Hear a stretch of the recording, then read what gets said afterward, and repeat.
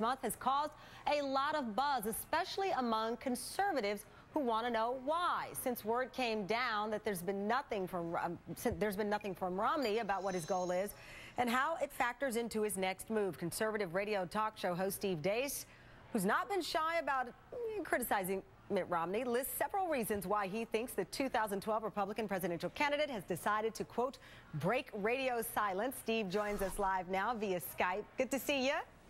Good to see you as well, Tamara. How have you been? I've been great. So I think you've been watching a lot of David Letterman. It seems like you've channeled David Letterman in your top 10 list here. What is the inspiration? Are you as baffled as other conservatives as to why Mitt Romney wants to return to CPAC and the spotlight this way?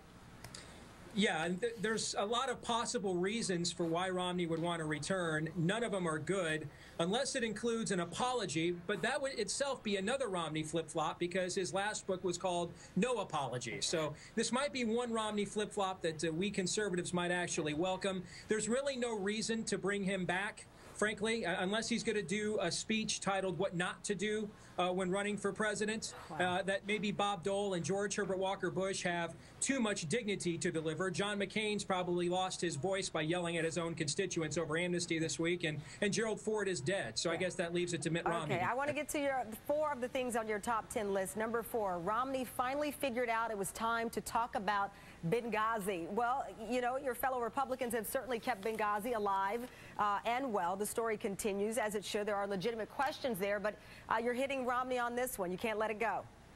No, I mean, my show airs at night around the country, and we would do live Mystery Science Theater commentary on the presidential debates, and we would sit here and watch questions about Benghazi come up in the presidential debate, and Romney never really address it. Romney punt every single time.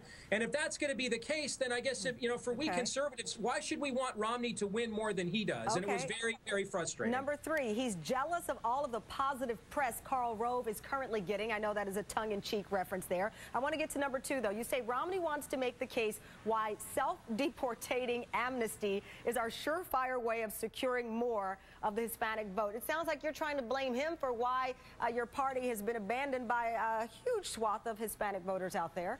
I knew you would touch on that one. It's my personal favorite, too, and in true David Letterman fashion, I made it number 2 because he always puts his best number 2 as well. It's really Romney's attempt to take every side of every issue. If you go back to the primary last year, when you and I did this regularly, he attacked Newt Gingrich from the right on issues like amnesty and went to the self-deportation card, and then went right down to the same audience in Florida in the general election, and then came out for amnesty and the president's amnesty plans. So that is Mitt Romney in a nutshell, taking every side to every issue. If you ask Mitt Romney where he stands on the issues, Tamron, his answer always is yes. And your number 1 reason, you want to tell the audience?